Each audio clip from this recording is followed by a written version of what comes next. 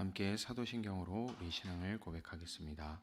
전능하사 천지를 만드신 하나님 아버지를 내가 믿사오며 그 외아들 우주 예수 그리스도를 믿사오니 이는 성령으로 잉태하사 동정녀 마리아에게 나시고 본디오 빌라도에게 고난을 받으사 십자가에 못 박혀 죽으시고 장사한 지 사흘 만에 죽은 자 가운데서 다시 살아나시며 하늘에 오르사 전능하신 하나님 우편에 앉아 계시다가 저리로서 산자와 죽은 자를 심판하러 오시리라. 성령을 믿사오며 거룩한 공예와 성도가 서로 교통하는 것과 죄를 사하여 주시는 것과 몸이 다시 사는 것과 영원히 사는 것을 믿사옵나이다. 아멘. 함께 찬송 부르도록 하겠습니다. 찬송 320장 나의 죄를 정케하사입니다. 찬송 320장 나의 죄를 정케하사 함께 찬양하겠습니다.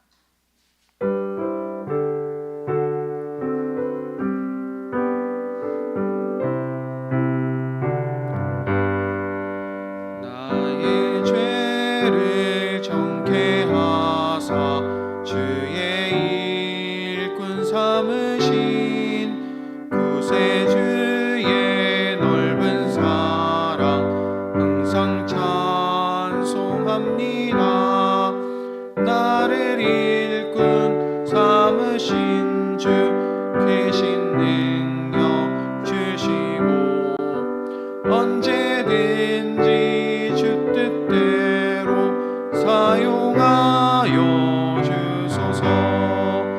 내게 부어주시려고 은혜에 비하신 주의 은혜 채워주사 능력 있게 하소서. 나를 일꾼 삼으신 주 계신 능력 주시고 언제든 때로 사용하여 주소서.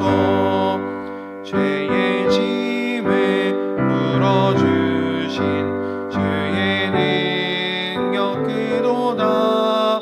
나를 피로 사신 예수 내 맘속에 오소서. 나를 일꾼 삼으신 주 계신 능력 주시고 언제든지 주 뜻대로 사용하여 주소서.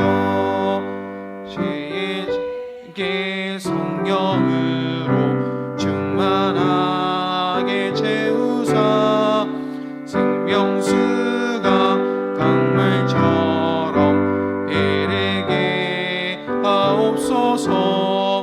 나를 일꾼 삼으신 주 계신 능력 주시고 언제든지 주 뜻대로 사용하여 주소서. 아멘. 함께 말씀 보도록 하겠습니다. 오늘 우리에게 주시는 하나님의 말씀은 구약성경 민수기 5장 5절에서 7절까지의 말씀입니다. 구약성경 185페이지 민수기 5장 5절부터 7절까지의 말씀 한 목소리로 함께 읽겠습니다. 주님께서 모세에게 말씀하셨다. 너는 이스라엘 자손에게 일러라. 남자나 여자를 가릴 것 없이 남에게 어떤 잘못이든지 저질러서 그 일로 주를 배신하였을 때에 그런 사람은 자기의 잘못을 깨닫는 대로 자기가 저지른 잘못을 고백하고 피해자에게 본래의 값에다가 5분의 1을 더 얹어서 갚아야 한다. 아멘. 할렐루야. 오늘도 새벽을 깨어 주님의 전에 나오신 모든 성도님들을 주님의 이름으로 축복하고 환영합니다. 이 시간 성령 하나님께서 우리와 함께 하십니다. 말씀을 통해서 하나님의 사랑과 은혜를 깨닫고 그리고 우리의 마음 가운데 새길 수 있는 귀한 시간 되기를 주님의 이름으로 먼저 축복합니다. 이 살면서 어릴 때는 잘 몰랐었는데 크면서 알게 되는 것들이 참 여러 가지가 있는데, 그 중에 최근에 더욱더 절실히 느끼게 되는 것 한 가지가 있습니다.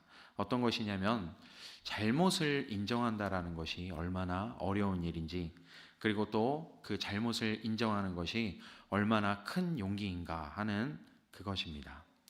이 잘못을 인정하는 게 참 쉽지가 않구나라는 것을 많이 어렸을 땐 좀 잘 몰랐지만 크고서 이렇게 많이 알게 되었는데, 그것도 저는 좀 다른 계기는 아니고 아내와의 다툼 가운데서 좀 많이 발견하게 됐습니다. 내가 생각보다 이 잘못을 그대로 인정하고 시인하지 않고 자꾸 그것을 피하려고 하고 있구나라는 것을 좀 이렇게 많이 경험하게 되었는데, 요즘 시국이 또 이렇다 보니까, 그리고 꼭 시국 때문은 아니고 늘상 있는 어떤 국회 청문회라든지 우리가 어떤 유명인의 사건 사고들, 그리고 그 가운데 이 재판이 진행되는 과정들을 통해서 많이 느낄 수 있는 그런 일이기도 하죠. 그러면서 또 그런 생각을 해봅니다. 저 사람은 왜 저렇게 그걸 인정하지 못할까? 왜 자꾸 빠져나갈 구멍을 만들려고 하다가 결국은 나중에 들켜서 더 망신을 당하게 될까라는 생각을 하면서, 가진 게 많아서 그런 것일까? 라는 것도 생각을 해봤는데, 또 그렇지만은 않은 것 같습니다. 왜냐하면 사실 솔직히 말하자면 이게 남 얘기를 하는 게 아니라 꼭 진짜 재판을 받는 사람들, 뭐 청문회 자리에 간 사람들의 이야기가 아니라 이 가슴에 손을 얹고 생각을 해보니까 제 이야기였기 때문이죠. 이 나부터도 돌아보면 뭔가를 잘못했을 때 이 시인하고 용서를 구하려고 하기보다 온갖 핑계를 대기 시작하고 좀 피해가려고 하고 빠져나가려고 하는, 나 자신을 지키려고 하는 그런 헛수고를 할 때가 참 많이 있다라는 것이죠. 오늘 우리는 민수기 5장 5절에서 7절 말씀을 통해서 공동체 안에서 어떤 잘못을 저질렀을 때 그것을 회복하는 과정을 통한 이 하나님의 사랑에 대해서 묵상해 보고자 합니다. 오늘 이 말씀은 죄를 자백하고 회개하는 과정과 관련된 규례를 다루고 있는 말씀이다라는 것을 우리가 볼 수 있습니다. 이 규례를 통해서 우리는 하나님의 사랑과 공의, 그리고 그것이 어떻게 조화를 이루어 가는지를 발견할 수 있습니다. 먼저 첫 번째로 이 자백과 회개의 중요성을 오늘 말씀을 통해서 우리가 살펴볼 수 있습니다. 오늘 말씀에서 하나님은 모세에게 이 죄를 범한 사람이 그 죄를 자백하고 회개해야 한다라고 말씀하고 계심을 볼 수 있습니다. 이스라엘 백성들은 하나님 앞에서 죄를 자백함으로써 스스로의 잘못을 인정하고 그리고 회복하게 되는 첫걸음을 내디딜 수 있다라는 것을 오늘 말씀을 통해서 생각해 볼 수 있는 것이죠. 꼭 이스라엘 백성들뿐만이 아니라 우리도 마찬가지인 것입니다. 그리고 하나님은 우리가 죄를 숨기지 않고 스스로 고백하고 회개할 때에 그 과정을 통해서 우리를 다시금 정결하게 해주시고 회복시켜 주신다라는 것을 기억해야 합니다. 그런데 여기서 눈여겨볼 대목이 있습니다. 6절의 말씀 우리 다시 한번 읽어보겠습니다. 6절 함께 읽겠습니다. 너는 이스라엘 자손에게 일러라. 남에게 어떤 잘못이든지 저질러서 그 일로 주를 배신하였을 때에 그런 사람은 자기의 잘못을 깨닫는 대로. 아멘. 이 눈여겨볼 만한 그런 이 구절이죠. 왜냐하면 중간에 보시면 남에게 어떤 잘못이든지 저질러서 그 일로 주를 배신하였을 때라는, 좀 어떻게 보면 이해하기 힘든 그런 이야기가 이렇게 주어진 것을 볼 수 있습니다. 남에게 잘못을 했는데 곧 주님께 배신을 한 것이다 라는 그런 이야기인 것이죠. 왜 그럴까? 왜 타인에게 이 잘못한 것이, 타인에게 이 피해를 끼친 것이 그 타인에게 잘못을 했다, 타인에게 용서를 구해야 된다라는 이야기가 아니라 지금 뭔가 잘못된 것이 있을 때 그것이 하나님께 잘못한 것이다라는 것을 이야기하고 있는데, 왜 그러냐면 마태복음 25장 40절의 말씀을 보면 내가 진정으로 너희에게 말한다. 너희가 여기 내 형제 자매 가운데 지극히 보잘것없는 사람 하나에게 한 것이 곧 내게 한 것이다 라고 주님께서 말씀하신 적이 있죠. 물론 비유의 이야기를 하다가 이렇게 이야기해 주신 것이긴 한데, 너희가 그냥 아무렇지 않게 생각하는 것들, 주변 사람들을 그렇게 대하는 것들, 그 작은 이에게 대하는 너희의 행동과 태도가 곧 나에게 한 것과도 같다라는 것을 주님께서 말씀하신 적이 있습니다. 마치 이 말씀을 떠올리게 하듯이 다른 누군가에게 피해를 입힌 것, 손해를 끼친 것이 그 사람에게 뿐만이 아니라 하나님에 대하여 배신한 것과도 같다라는 것을 말씀해 주고 계신 것이죠. 많은 사람들이 이 사람과 하나님과의 이 관계를 나눠서 분리해서 생각하는 경우가 참 많이 있는데, 말씀을 보면 그렇지 않다라는 것을 우리가 알 수 있는 것입니다. 한 사람 한 사람을 하나님의 형상대로 지으신 이 하나님의 뜻을 생각해 보았을 때, 하나님의 그 사랑을 생각해 보았을 때, 그 한 사람이 하나님의 작품이자 또한 하나님의 자녀이자 또한 하나님의 대리인이다라는 것을 우리가 생각해 볼 수 있습니다. 그렇다면 당연히 그 한 사람이 참 귀하고 그 한 사람이 마치 하나님과도 같은 사람이다라는 것을 우리가 기억해야 합니다. 그렇기 때문에 우리가 누구를 대하든지 한 사람 한 사람 주님을 대하듯이 하나님을 대하듯이 대해야 하는 것이죠. 그래서 남에게 저지른 그 잘못이 그냥 그 사람에게 대한 거고, 그리고 나는 여전히 하나님을 사랑하니까 괜찮아 할 수 있는 문제가 아니라 곧 하나님을 배신한 일과 같다라는 것이죠.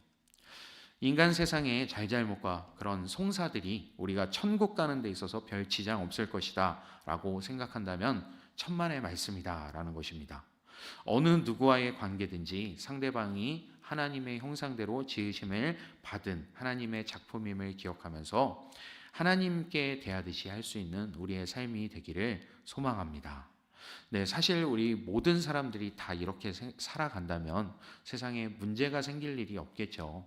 뭔가 이 미움이 올라오고 또 시기 질투가 올라오다가도 이 사람이 하나님께서 지으신 귀한 이 작품이지, 하나님의 대리인이지 라는 것을 우리가 생각하게 된다면 그렇게 다툴 일도 없게 될 것입니다. 그리고 오늘 말씀을 통해서 두 번째로는 보상의 이 원리와 책임에 대해서 생각해 볼 수 있습니다. 이 죄를 자백한 후에는 거기에서 그쳐야 되는 것이 아니라 그로 인해서 피해를 입은 사람에게 또한 보상을 해야 한다라는 것을 이야기하고 있습니다. 우리가 지은 죄에 대해서 책임을 지고 그리고 피해자와의 관계를 또 회복하는 과정이 반드시 필요하다라는 것이죠. 하나님께서는 공의로운 분이시고, 그리고 또한 우리가 그 하나님을 따라서 책임을 다하는 것이 또한 하나님의 사랑을 나타내는 중요한 방식이다라는 것을 오늘 말씀을 통해서도 우리가 생각해 볼 수 있습니다. 이렇게 죄에 대한 또 잘못에 대한 책임을 끝까지 다함으로써 우리는 하나님의 사랑을 실천하고, 그리고 또한 서로에 대한 책임을 다하는 신앙 공동체를 이루며 살아갈 수 있다라는 것을 기억해야 합니다.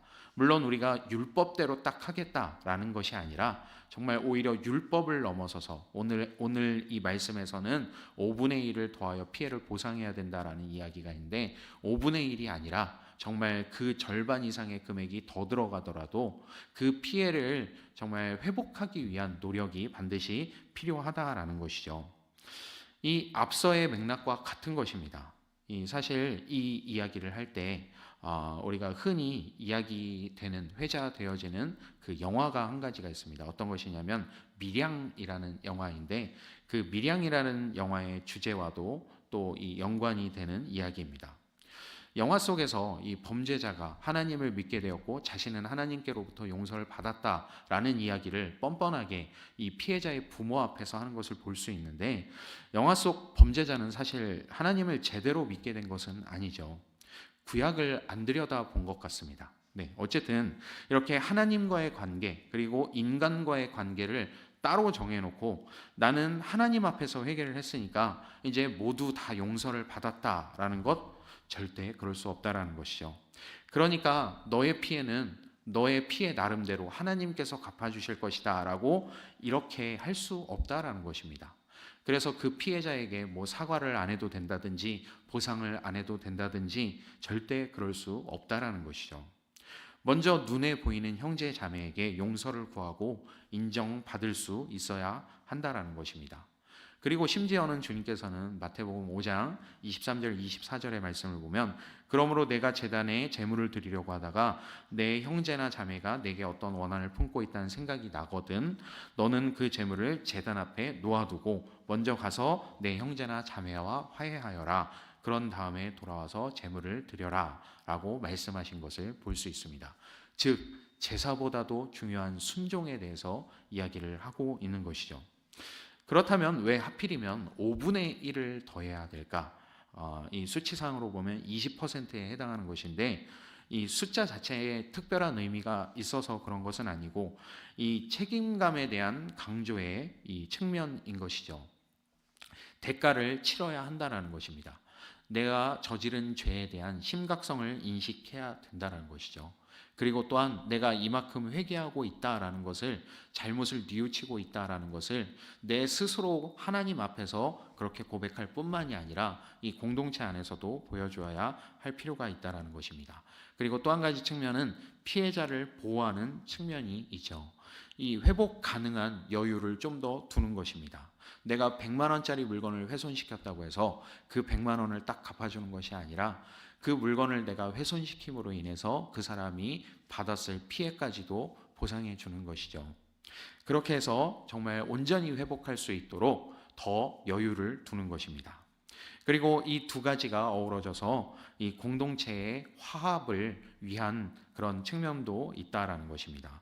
앞서 이야기한 두 가지 이유로 이 회개와 보상 과정을 통해서 공동체 안에서의 신뢰를 다시 회복하고 그리고 다시 화합하게 되는 그런 의미가 있다라는 것입니다. 그리고 마지막으로 오늘 우리가 이 말씀을 통해서 잘못을 바로잡는 이 모든 과정을 통해 하나님의 용서와 회복의 사랑을 경험하게 된다는 것이 가장 중요한 포인트입니다.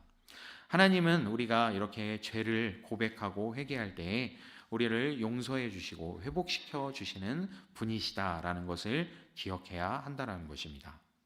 이것은 하나님의 크신 사랑과 자비를 나타내 보여줍니다.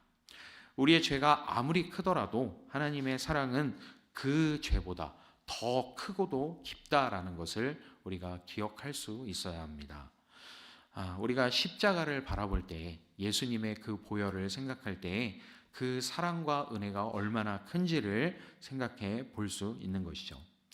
우리가 하나님의 사랑 안에서 언제든지 어떤 잘못을 했든지 다시 일어설 수 있다라는 것을 기억해야 합니다.